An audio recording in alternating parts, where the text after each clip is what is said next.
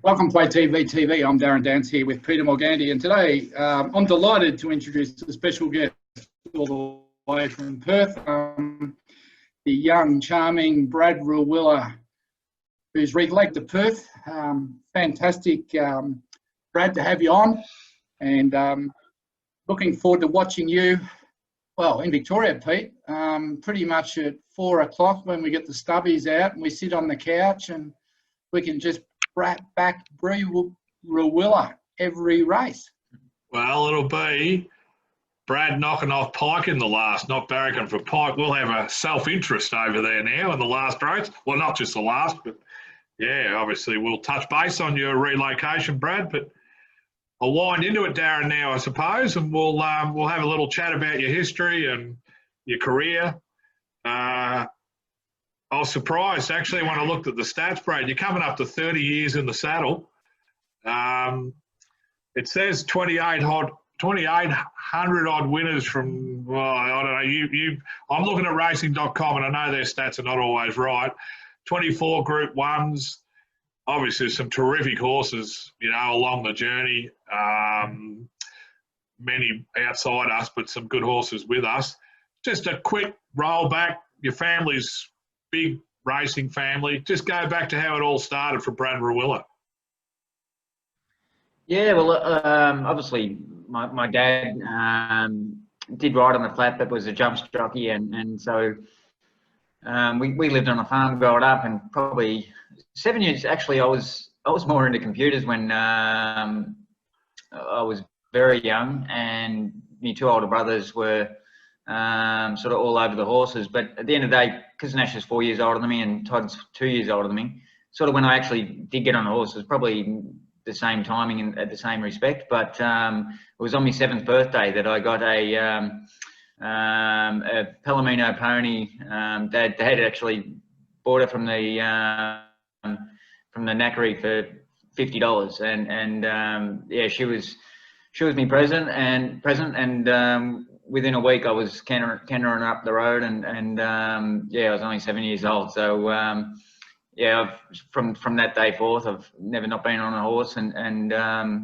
sort of again, it's sort of funny. Mum and Dad did sort of battle back at that time, and Nash and Todd were always going to be jockeys, but I was the one that sort of did actually do pretty well at school, and it's funny, but mum and dad it was always me that was going to be paid to go on to uni, because I did sort of enjoy school, and like I said, I was doing pretty well at it. But it was funny, when I was 14, Nash was going really well in town, and it had never really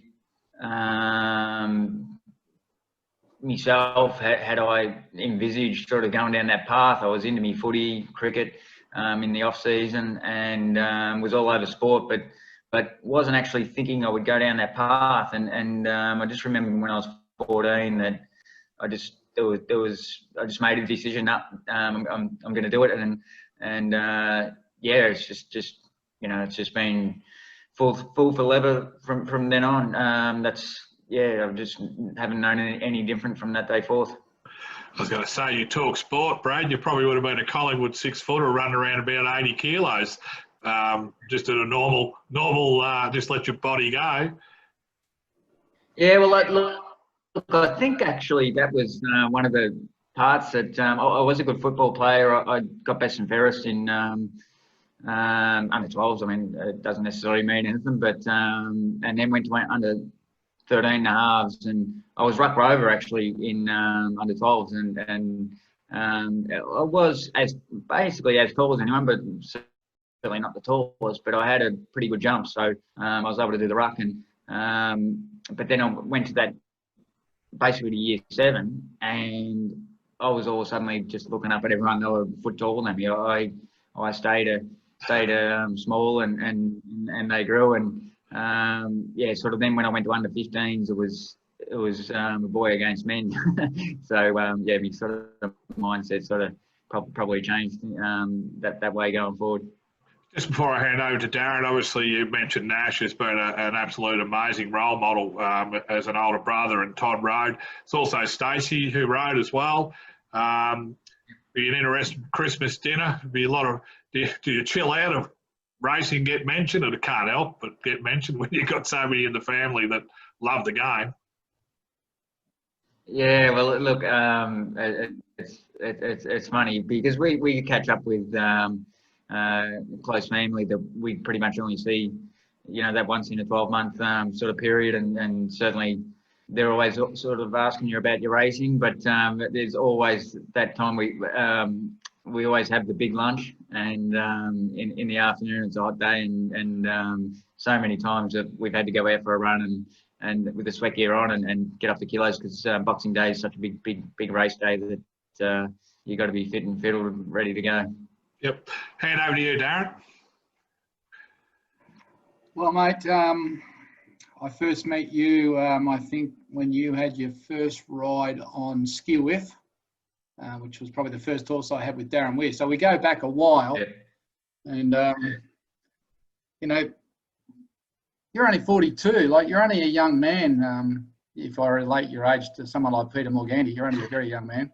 And it's been a great association, but mate, I don't know, a lot of people don't realise probably that, you won a golden slipper on Feeling Ready. Weekend Hustler must have been some horse, I think 7 Group 1s. Oh, look, Weekend Hustler was, he was a freak. I don't care what anyone says. He's sort of on the level of Black Caviar and Winks. He was at his best, the best miler in the world at the time. He sort of gets, because it was the, off the top of the head, I can't think, the virus was going through, the horse virus that we got hit by. Can't think of the name off the top of my head, but yeah, the EI, but I'm telling you, he was just a freak. Like, he could just make his own spot, and he could sustain a 600-metre run that was, like nothing I've had the pleasure of riding before.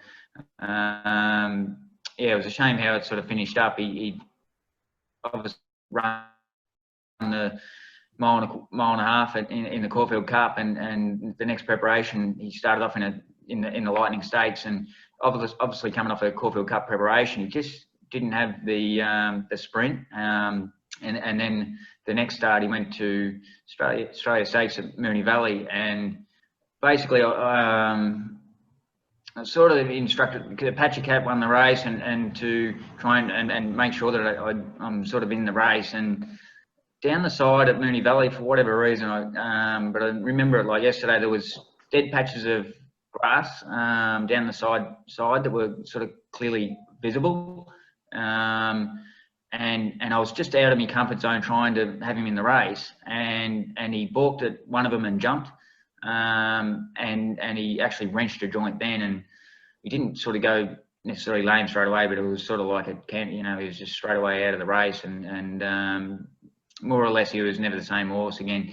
He did try to make a comeback, and he could gallop good and still do, gallop sharp enough to think he could compete, but just then when he got to race day pressure, he couldn't do it, so had to be retired. But he was a horse that is one in a generation. Like, I'd be pretty happy to say I'll never ride a horse, like him again.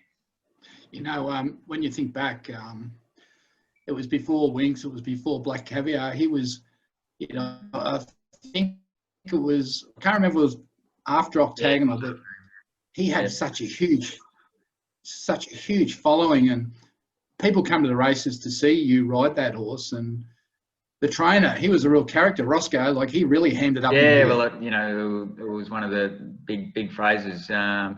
Put your house on it, you'll have two. But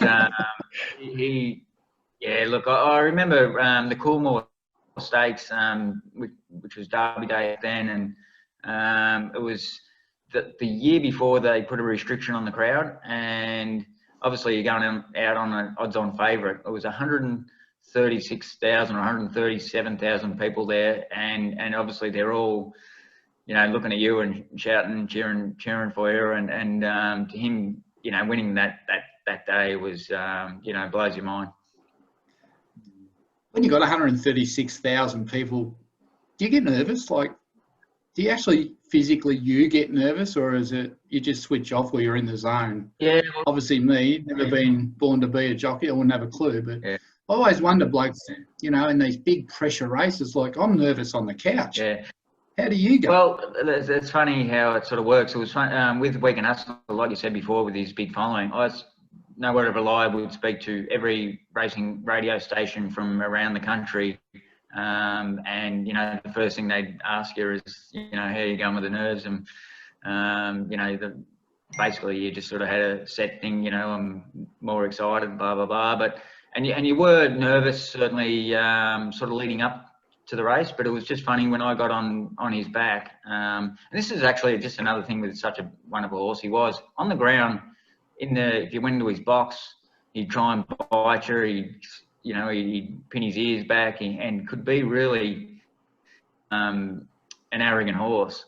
When I got on his back, he was just mine. Like I'll never forget. Les Beer had a holiday. Who was his track rider? He went to America, and I had to ride his slow work leading into the spring preparation. And there's no word of a lie. You would can or 2 laps. He would never once be off the bridle, and not for a second pull. Like, he was just the most perfect horse. Just like, just all to help you, you know. And that was the same when you got out in the race. And as far as then sort of nerves go, when you get in the gate, just you're in the zone, and it's like now riding without a crowd. You sort of say it's so different when you're going out and you sort of miss that atmosphere. But at the end of the day, it doesn't change how I'm riding out there in the race. Like, I'm there to win, and you, it doesn't matter whether there's a huge crowd or no one there. I'm you know, focused on what I've got to do. In more recent times, you got yourself on Blackheart Bart. Wasn't he a wonderful animal? Oh, look, he was 5 Group 1s in a season. At that time, that 12-month period, he was the best 1400 metre horse in the country, and he just was, you know, there's horses that you sort of ride that always give you their all, and but, you know, might not necessarily have the top class ability, but he had that top class ability, but was just try his heart out. And it was a shame that sort of that next pressure preparation he had feet trouble, and, you know, he sort of went a 12-month period where he would still run such good races in them good races because he was such a trier, but at the same time he was not quite at his best. And yeah, he ended up sort of obviously being retired, and it was just a massive, you know, and it was after I'd broken my neck, so I was, you know, struggling to get sort of, you know, opportunity, I guess, and then, you know, he's come out of retirement, and to end up winning the Underwood Stakes on him was a real special day, because it was sort of big for both of us, I thought, and yeah, he, you know, I always get asked the question, who was a better horse, Blackheart Bart or Weekend Hustler, because, you know, obviously I had 6 Group 1s on Blackheart Bart, and even second in a Stradbroke. He was such a good horse, but yeah, I just couldn't compare him to Blackheart Bart because he was just something out of the world. Darren Wheeler was a great supporter. You really fitted in well there. I can remember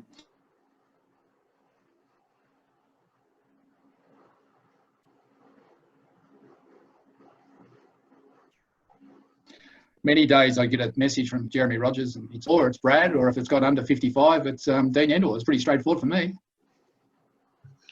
Yeah, yeah. Look, Darren was, you know, it's looked such a huge part of my career, and yeah, obviously it's sad how it ended, but certainly doesn't take away. You know, look, I rode more than 600 winners for Darren, and yeah, look, we were, you know, such good mates for a long time. But actually, Skill F was, you know, we go back to her, one of, I think at the time, sort of one of Darren's biggest successes, and I think it was one of my.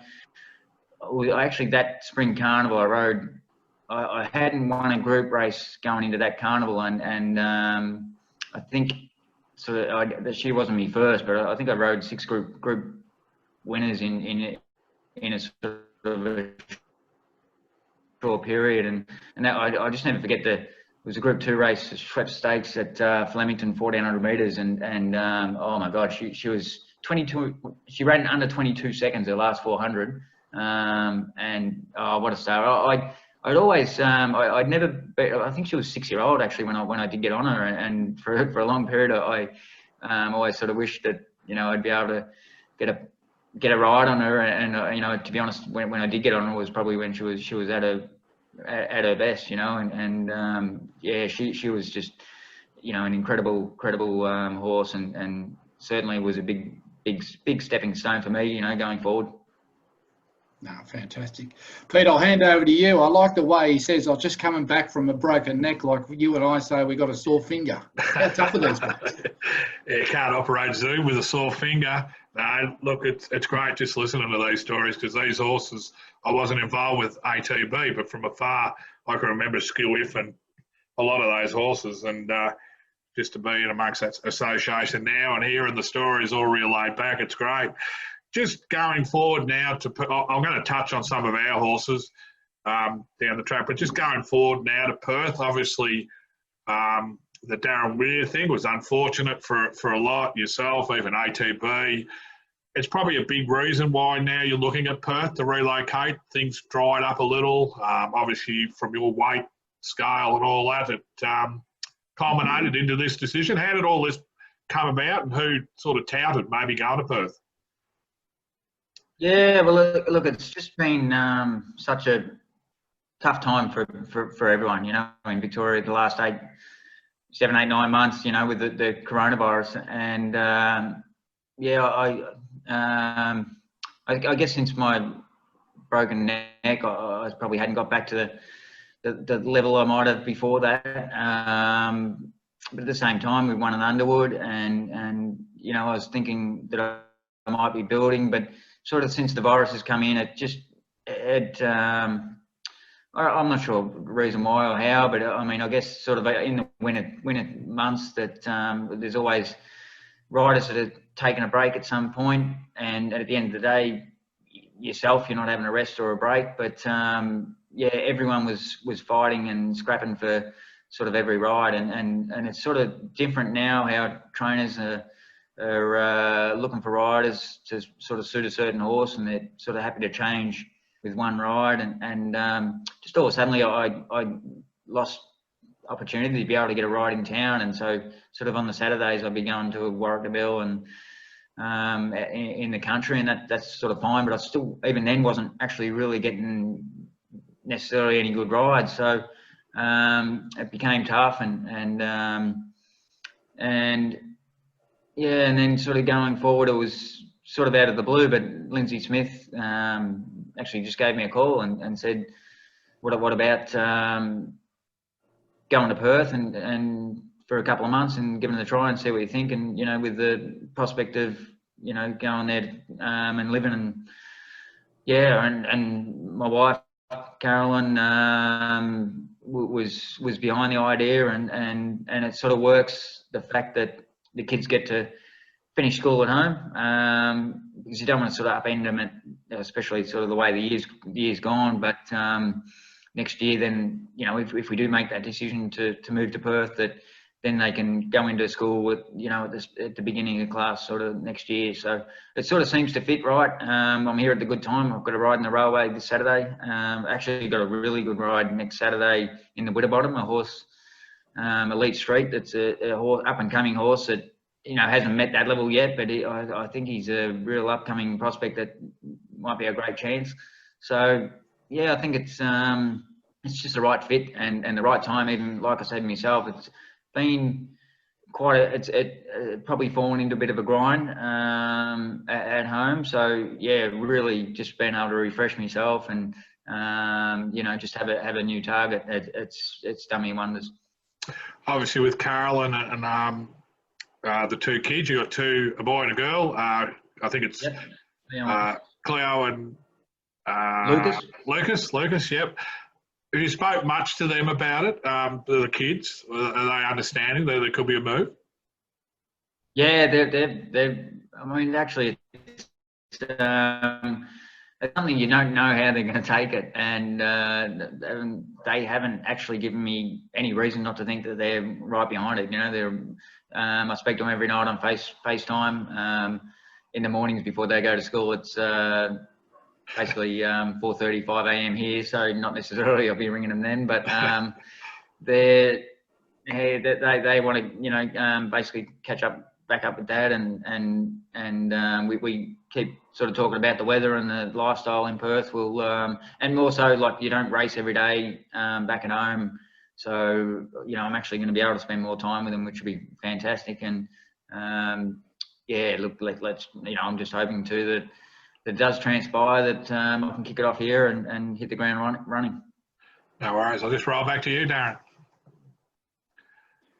How old are they, Brad, those two little ones? How old are they? Yeah, my girl's in grade 3. She's 9 years old, and Lucas it's actually foundation year, they call it now, but so prep, and he's 6, and he's a little live wire. He's a fantastic kid, but he can be a bit of work. So yeah, Kaz has certainly got a work cut out looking after both of them without me sort of being able to chime in to. Not that I'd necessarily do that much, but at the same time, I'm not sort of quite able to help like I was, and yeah, it'd be, you know, great when I can catch back up with them, and yeah, even when the border's sort of shut, if they might be able to scoot over here and spend the weekend. But yeah, yeah, it's you know, it's like everything just with the coronavirus thing, that it's what will be will be. You don't know from one day to the next what's going to be around the corner. So, given that they're 9 and 6, have they got a Palomino pony yet? No, it frustrates me. They get down to Mum and Dad's in Bendigo and have been on the back of a horse. Cleo's actually just naturally looks a part of a horse straight away when she's on their back, and but because we live in Melbourne, Mascot Vale's where we reside, and it's just not that sort of simple to yeah, to be able to have a horse, or and Bendigo's you know, a 2-hour drive, so they haven't had sort of that part just yet. But yeah, even sort of it might transpire, you know, if they come to Perth, that yeah, we might be able to, you know, go down that path of being able to get their own ponies. It's one of the sad things, I think, with the expansion of the city, is the pony paddocks are getting further and further away from the kids, and less kids are going to be brought up with, you know, a pony in the paddock down the road, which, you know, it's very sad, really, the way the urban sprawl is moving. But this weekend, you did touch on it. You're riding Galo Chop in the Railway Stakes.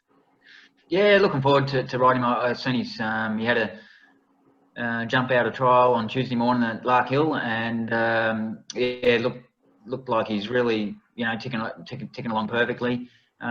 Being realistic, it's a mile this weekend at handicap, so it's sort of more to some extent about the following run, the Kingston Towns, sort of his target weight for age and 1800 metres.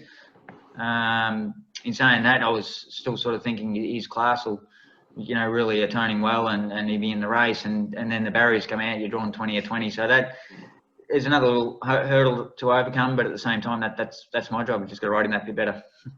And you've won the Kingston Town Stratum Star. No, actually, I didn't ride Stratum Star when he I was. That's my era. Yeah, yeah, Nicanera, I won on it. Nicanera. And it was the Fruit and Veg the first time, and then the Kingston Town they renamed. So yeah, I've obviously had success there, and the Railway I ran second in last year on Best of Days for Godolphin. So yeah, and won a Derby in Perth. I ran second in the Perth Cup. Like I've had good success when I've been over here, and like I say, I've always had really good support. So yeah, that's hoping that works out. You know, a big plus for me going forward. I think it was Damien Lane that might have rode Stratum Star. I think one of those young buggers got under your guard. Yeah. No, it's all good. We share it around when we're at Wearies. Yeah, with your weight, I just can't imagine what you've gone through and put your body through over the years. You know, seen you get out of the car on a warmish day with 35 jackets on and plastic and sweat running out your feet. Gee, there must be a lot of days where you just thought, I can't be bothered, or I'm over this, it's just too hard. Yeah, well, look at it. It's you know, certainly there's days that it's harder than others, but I always sort of try and you know, make fun of it a little bit. Like on nowhere to the lie on a 40-degree day, you know, me dressed like Michelin Man, and you turn up to a servo and got to fill the car up or whatever else, go in and get me ice. Like I go and always have a bucket of ice while I'm sweating in the car, just to suck on ice as I'm driving, to keep my mouth sort of moist. And the looks you get is just hilarious. Like they're just gobsmacked looking at me, and I'm sort of, you know, just giggling to myself, and it's what I do every day. But yeah, it's sort of them days when you know, let's say that you're sort of not wanting to do it, them hard days. There's always another reason why you find you've just got to get through this day. You know, it might not necessarily be for that day, but I've still got to ride, like, you know, I've just got to get it done today to get through to tomorrow. Or, you know, I've actually enjoyed just sort of in my time. I've watched it again, the Last Dance, Michael Jordan, and I recommend anyone out there, look, you just got to watch it. It's such a good watch, and seeing how great he was, but at the same time, him always finding a reason just to motivate himself. You know, when you've got it all, you've done it all, he would always try and find something that gives him that spark to do what no one else can do. And that's sort of what my job is when you're doing it every single day, relentlessly, 24/7, 365 days of the year. That's what you got to do. You're sort of always just changing things up and just keeping yourself motivated. And at the end of the day, you know, stacking shelves doesn't pay as well as what the money I can earn as a jockey. So you just got to keep pushing forward. And I'm doing what I love. I mean, just what we are able to do riding horses, being with what, you know, such a magnificent animal, you know, all the time. It's really is a pleasure, you know. So yeah, at the end of the day, I'm blessed. Mate, most of the owners, including Pete and myself, and natural heavyweights, you got any tips for us on how we should go about losing a few unwanted kilos? Yeah, look, it's I always actually just go back to when things are hardest, the Ron Johnson diet, and 3 days on fruit is sort of like the detox, and it's funny, you sort of actually can have a headache. The third day can be really, really tough, and then sort of after that, then you just keep getting better every day afterwards, and then on the brown rice and veggies. But yeah, pretty much you can't eat enough fruit, you know, like yeah, and if you're getting out and having a walk, well, I can't recommend that as, but honestly, you'll you won't not lose weight. I have a headache 3 hours into it, Brad, so I ain't going to go on the third day. That's only because of all the sugar that's in the McDonald's you feast on. Yeah, but even the sugar that's in, you know, just a soft drink, and like there's sugar just about in every process, you know, so that's where the fruit just cleans you right out. And seriously, the third day is so hard. It just headaches, craves. I don't eat chocolate. I never ever full stop eat chocolate, but at the third, you know, you're actually just thinking you want to buy a chocolate, you know, like your mind's playing games. But yeah, no, that is my big recommendation. No, I look at guys like yourself and Jamie Martin, just full of admiration for what you put yourselves through due to the love of the game and love of the horse. But Pete, I know you want to just run through a few ATB horse highlights with Brad. Yeah, Brad, look, I went through 8 or 9 years just finding horses that I knew you rode, and there's a few that associate with some of my ownerships. Broadway, there's 3 I'll touch on at the end, but here's some names and you'll remember them. Broadway in first, I think you rode him 3 or 4 times to win. Princess Hussey, Falago, Edge of War, Silver Stratum, Chloe Anna, My Shining Choice, Stringer Bell, Falago, Tintaglia. They're all got Brad Rawiller, you know, as 1 or 2 or 3-time winner, but there's a few I want to touch on. There's the 2012 Werribee Cup, Unusual Suspect, who you also rode for us in the Melbourne Cup. that was a big thrill for us because it was the only win he had in Australia, and that was a great day. Yeah, it was.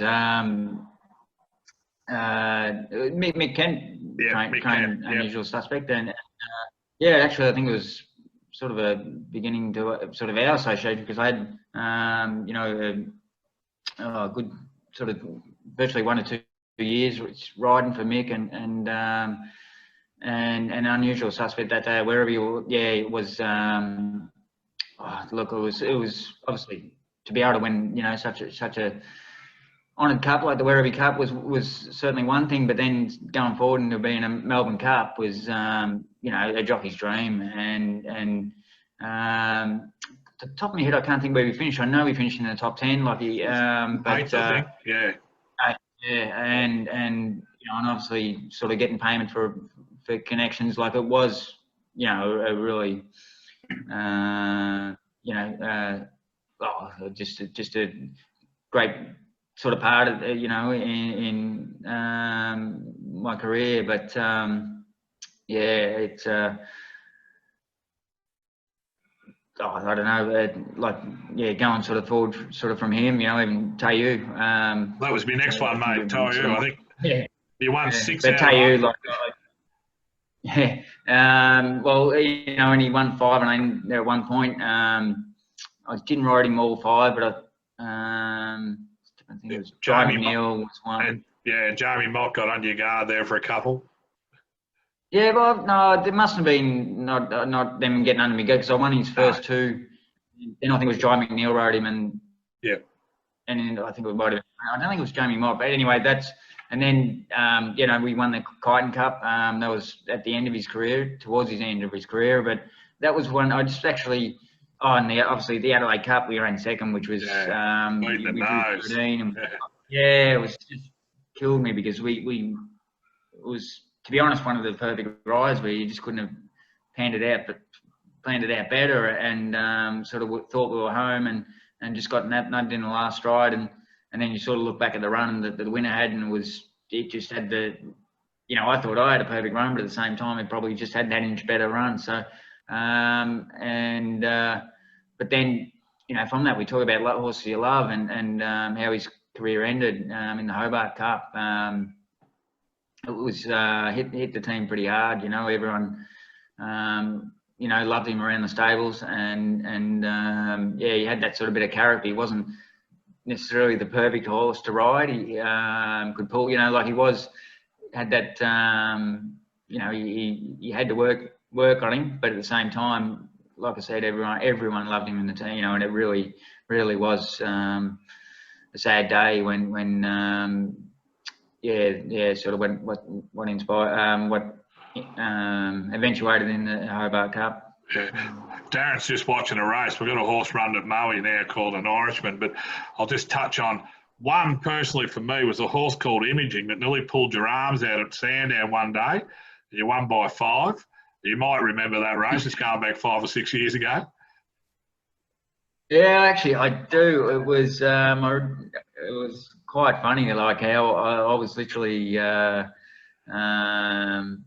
standing virtually straight up, like he just was going over the top of him, and somehow the speed had sort of slackened, and then horses can't finish off after that, you know, sort of got over racing like that, and next thing I know, I'm surging to the front, and yeah, won. He won by 4. Yeah. Now, yeah. One we're going to touch on, and he's currently running, and look, Sabasan's done a terrific job with him. Weary obviously had him earlier, serious suspect. You would not get a more, what would you call it, horse that gives you everything. He tries his heart out, and look, Saab's done a wonderful job with him, and I think bar a couple of wins you've rode 4, I think one on him 4 times. Yeah, look, he's been, you speak of horses, or I spoke about horses earlier that have that will to win, and he is like no other, honestly, just as far as his fight and tenacity, and he's undoing to some extent. You would love to see him be able to run 1400, but he just outdoes just due to him being a racehorse. He wants to race, and but his first up run at Flemington was, if you sort of look at his record, his first up runs, he's always so much better afterwards. And Flemington last week was his best ever first up run, and it was, you know, he only got beat half length by two very accomplished horses, and to be fair, if it wasn't first up, his strength is probably 600 metres to the 400. You certainly don't go for home, but you slide on him, and all of a sudden the 300 metre mark, you've got everyone chasing, and they might get to you, but that's when he just finds that another level where he just keeps his tenacity, then kicks in, and the horse is chasing a bugger to get to him. So we sort of lost that strength first up, that it would have been quite foolish to try and do that down the straight first up, thinking further ahead of his preparation, but we just know he's right on track, and I think he's going as good as ever. His 2 jump outs prior were outstanding. Galloped him in the Valley. Yeah, I think he's, and it does hurt that I'm over here, and gonna miss him going forward. Just hand over to you, Darren. They were great reminiscent on some of those horses. And I don't know, I think you said 600 with Weary. I'd like to think 10% of those are probably ATB horses. I'm not sure the exact number off the top, but it's definitely in excess of 600. And it's amazing. Sort of, I go back to when I was sort of just out of my time, and Darren was sort of, we met. Basically, he was working. I remember one day, the first time was working on the barriers at Matoa, and we got.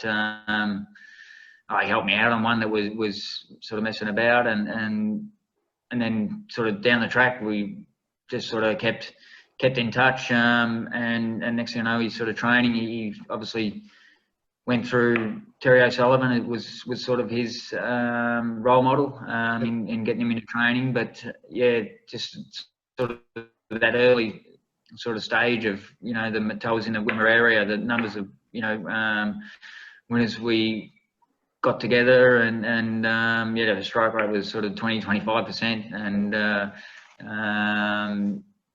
and then I always said, I remember I got a really good offer to go to Singapore, and it was sort of in that December period, I remember, and anyway I just said, Darren Weir is on the cusp of being something special. I just thought he's, the amount of winners he was training in the country, but he hadn't yet made it into the city. And I just said, I'm not leaving now. Darren's sort of one of them ones. He was all or nothing. If you're not 100% committed, then go somewhere else. So I didn't want to think that I could leave and then come back into the same position. So I not passed that up, and it was literally 6 months later, or that next season, that he was leading premiership trainer, so metro trainer, and we've had so many Group 1s together, and ATB have always been such a big supporter of not only myself but with Darren. So it just was always the right combination going forward. All right, I'll get you to wind her up, Darren, before we get cut off. We're zoominated. Well,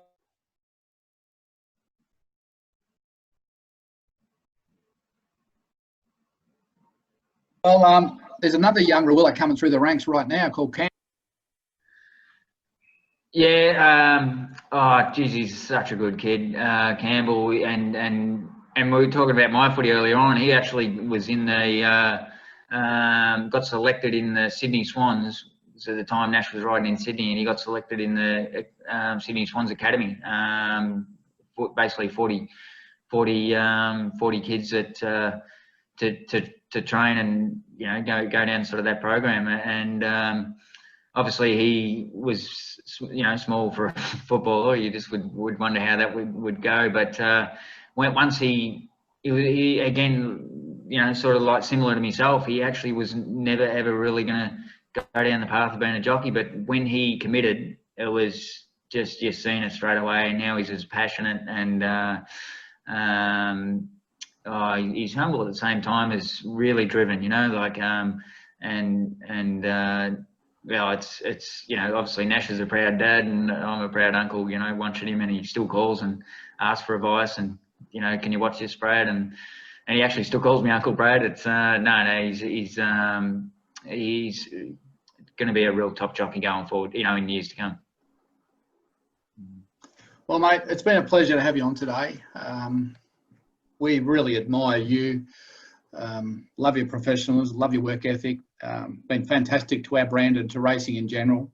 Going to miss you here in Victoria, but we're going to enjoy watching you in WA, and we can only wish you all the best with you and the family, and may you kick home plenty of winners. And I'd love to get you back on in 3 or 4 months and just see how it's all progressing over there. You do know, though, you just got to be a little bit careful if you go out surfing, because there's a few sharks floating around, and over there they're in the water, whereas here they're on the racetracks. But mate, I'm really looking forward to seeing how you go there. I know you're going to kill them. You're going to enjoy that good weather, and tomorrow when I catch up with Pete, we're going to go and buy 3 bags of oranges, and that's what we're going to eat for 3 days. All the best, mate. Cheers. Thanks, Darren. Thanks, Pete. It's been, you know, such a great association.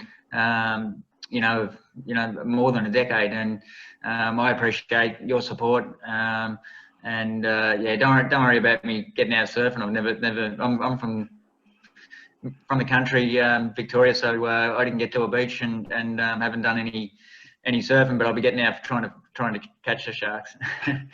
Don't mind the fishing. Well, the other good news, I guess the other good news is we've got a few horses with Lindsay Smith, and there's one here there he's targeted to send over to Perth this time next year. So I reckon you might see us all over there cheering you home on Cracksman next year. What do you think, Pete? Yeah, well, that'd be a good way to get away for a holiday, Darren. I know that. Well, Brad, all the best, mate. And once again, thanks so much. And we'll follow you closely, and we'll get you back on one day next year. And I must say, the quarantine's done you well. I haven't seen you look so well for a long time, mate. All the best. Cheers. No, thanks, Darren. Yeah, appreciate you having me on, and absolutely, it'll be, yeah, my pleasure. Yeah, coming on again and chat about how I'm going in Perth. Good on you, Brad. Cheers, mate. All the best. Cheers.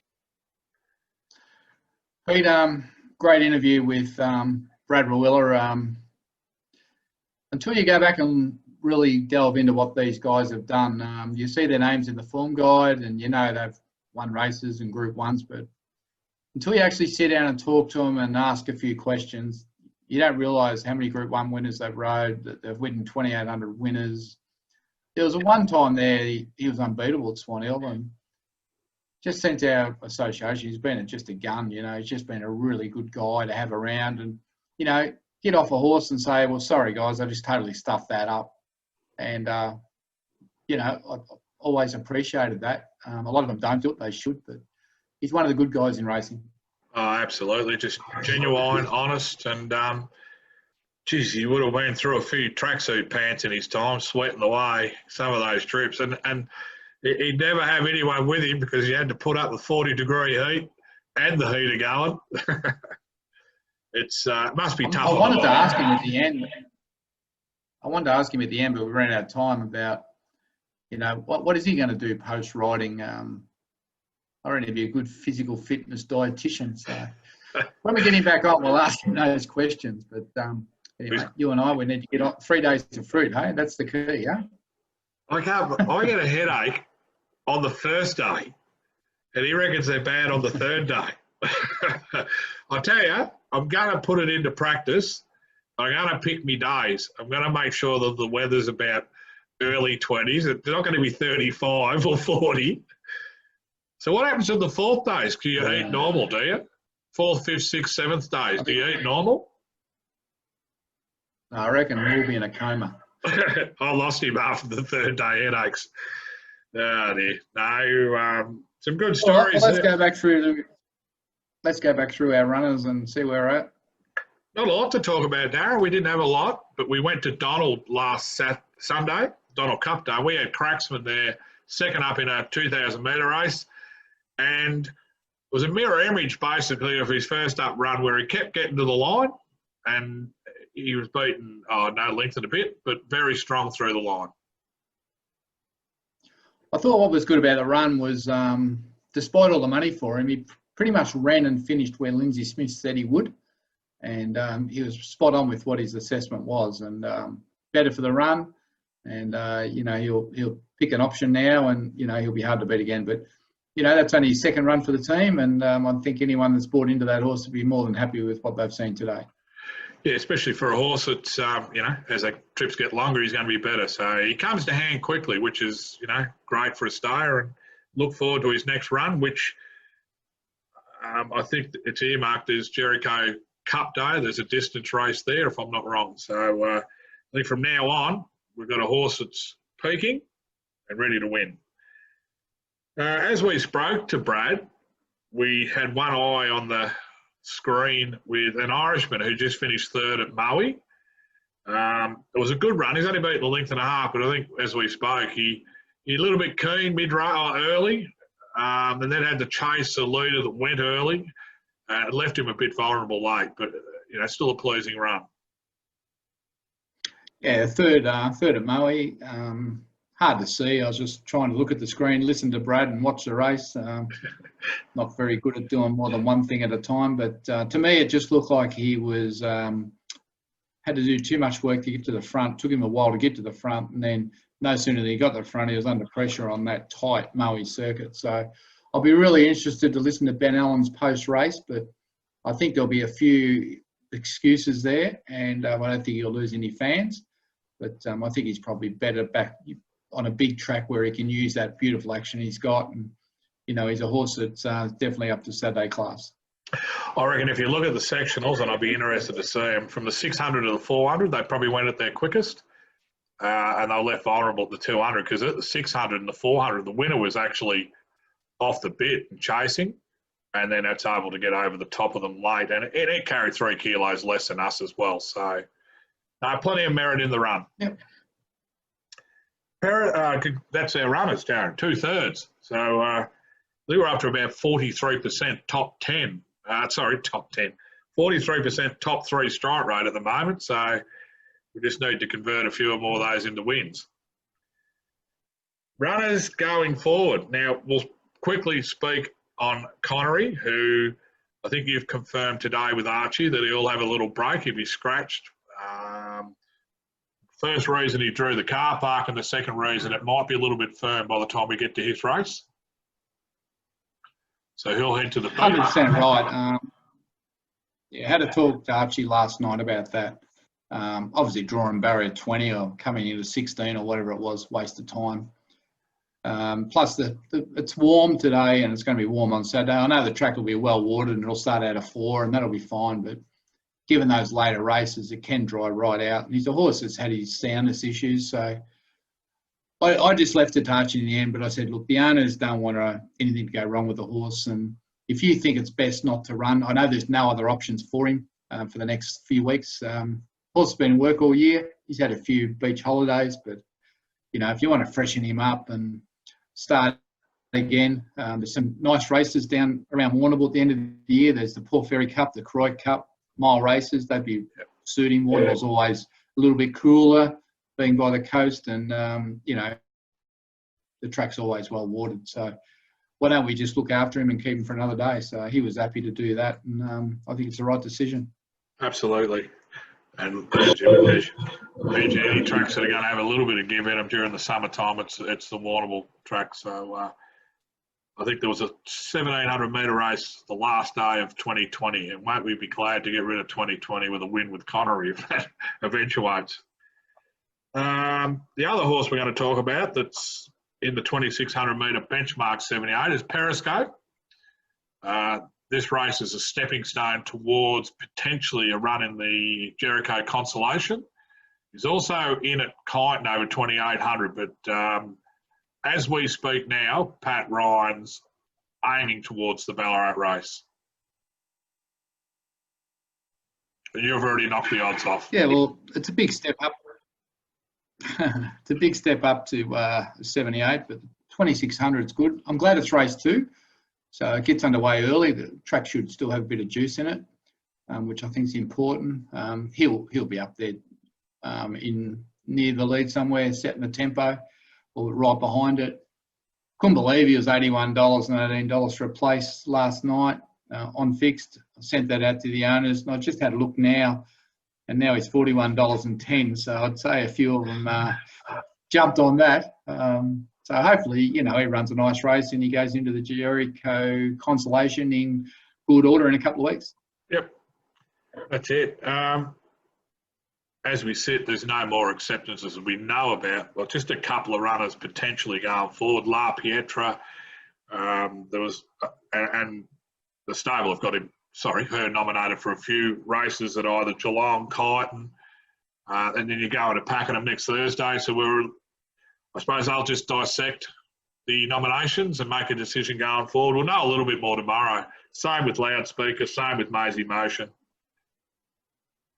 Yeah, I think at this time of year, there's a lot of races. I think the weather plays an important part, as does the barriers. I've got a feeling La Pietra might be going to Sandown. Yep. He might be saving her for Sandown. And the other horses, you know, they're all going to be competitive wherever they go. Loudspeaker's one that it was interesting listening to Mitch the other day, and instead of going west and looking for races at Matoa and Mortlake, all of a sudden we're going towards Pakenham and Kyneton's and provincial tracks. She's certainly trained on, and it's another good story of a horse moved to another stable and finding her feet, or, you know, just lifting in, you know, for whatever reason, whether it's just a change of environment, or I'm not going to knock no trainers, because more or less they all train similarly, but sometimes just the environment for a horse can be the stimulus for better performances. Yeah, definitely. She's an improving type, and some of them just need time, and, you know, they just maybe need to be ridden a little bit different to find the best. And it's one thing about racing horses. You're never quite sure what you got sometimes, and you got to try a few different things, and sooner or later you find out you're on the right track or you're on the wrong track. But she's going to be a good story, I think. Now that's it, Darren, but I think we better touch on a racehorse that we just retired and we just found a home for, and he has been a very good servant for ATB and his owners. He won 3 races with Robbie Griffiths, and he won 3 races with Matty Williams. He amassed 175,000. He's from a very good ATB family. We've raced, you know, Exurius, etc. My shiny choice, unfortunately, injury at 8 years old has ended his career. But we're lucky that we found a really good home for him within 12 hours of announcing his retirement. Yeah, look, it's, in a lot of ways, it's a sad day to see him retire, but I'm really proud of the ownership group for having the courage to say, look, he's done his job, he's been a great horse, he's been very competitive, and, you know, now he's just starting to feel a bit of wear and tear. It's highlighted by Matthew Williams and Andrew Cust, and good on him, you know, good on him for saying, look, we don't want to see him in pain, or we don't want anything to go wrong on the track, so we'd rather retire him. And we found him a really good home up near Shepparton, where he'll do a bit of dressage work, and he'll be probably living better than you and I, Pete. And it's a great story all round. So he has been a great horse. Yeah, Matty got him second hand, and he's done a great job with him, as he did with Uxorius. And that's the end of the line out of that family. I think that family's finished with us now. So probably had that family for the last 12 to 15 years. And, you know, it's been a great family. I've been invited by primary school kids, Darren. You've got to be quiet, Malik. Wave and go. Oh. Yeah, anyway, I'm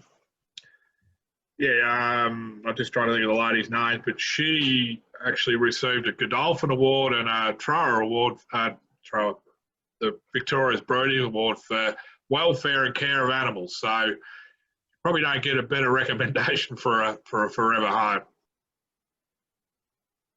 Lindy Thurles is the lady's name. Tipping competition ended, Darren. Well, the pressure's off, Pete. The pressure's off. I came home strong with sound. Yes. Which You was might good have to took see. out the I A2. sorted up the record charts. You might have been the best ATB tipster. I think you might have nailed myself and Liz. 14. Well, or at the end of the 16 day, I points. think I beat you, and and Liz. That was most important. But you've got the official awards there. Yeah, Richard Wilson was the winner. He held on from Eddie Cook and Louise Vaughan, who were equal second. And you've brought in an extra award, Darren. I'm not too sure what the first three get, but there's a Naga award or the Fluffy Duck award for finishing last. That goes to Dennis Charleston, who tipped every one of the 10 rounds and ended up with the massive score of 3. Well, I think he deserves something for perseverance, Pete. He tipped every week. Obviously, I don't know if he got a winner or he got just a couple of places, but good on him for having a go and sticking with it. A lot have dropped out. So I think, it's like the attendance award at school, isn't it? You're not much chop, but you turn up every day, so you get an award. So well done, Dennis. And we'll see you down at Waterville in May, I hope. I think 131 entries. We ended up with 31 that are even that finished off with the last round. So there's 100 that jumped ship, but it was a good, entertaining comp. And I think Richard had 26 points from a possible 40, so he's tipped pretty well right through. And Beck beat me.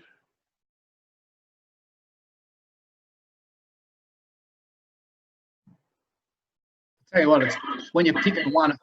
I'll tell you what, I think I went the wrong way on a couple, and they just cost you in the end. So, but it was a bit of fun, and it's good to see so many people participating. And it's all over now until I guess next spring. But let's hope we get out of lockdown and we can get back to the races and try and have some normal race existence on track. I think that's what we're all looking forward to next. Is slowly they'll integrate ownership groups back in, and how long that takes, it'll still be a slow burn, but sometime during the holiday period or the summer period, we'll be able to catch up again and enjoy a cold drink while our horses are running around. All right, well, I haven't got anything else, Pete. Are you done? I'm done. All right, well, we'll leave it there. I really did enjoy that interview with Brad Rawiller. It was great to have a jock on. I'd love to get Dean Yendall on one day and a couple of others. So we'll mix it up a little bit going forward and see what we can find out about some of these blokes. But watch that interview with Brad, because he did give us one to follow in Perth, and he gave us a little insight on Gaylord Chop that maybe just a tune-up run for next week. So I reckon he's going to do good things over there, so he'll be one to follow. Until next week, I'm Darren Dance with Pete Morganti. Have a great weekend. Ballarat Cup Day. See you guys. Start down the outside, Lalova, they're roaring for Pike. Is this Ascot or not? My Shiny Choice, Lalova, My Shiny Choice, Lalova, My Shiny Choice just in front, Lalova is coming, My Shiny Choice wins the last. Lalova, he got on his bike but not enough Pike, it's gone down ahead. Third Have a Star, fourth over, maybe Tommy's Gift in front of Scallop, close up was Reef Master and Koda Khan, and then Layla's Star, Pakaya Prince, followed by Two Bills, Manjar, Classy Rebels, Skidman, Tamaret, the thick of it, Mr. Will, and My Shiny Choice will complete a ripping carnival for Matthew Williams, winning the last tier.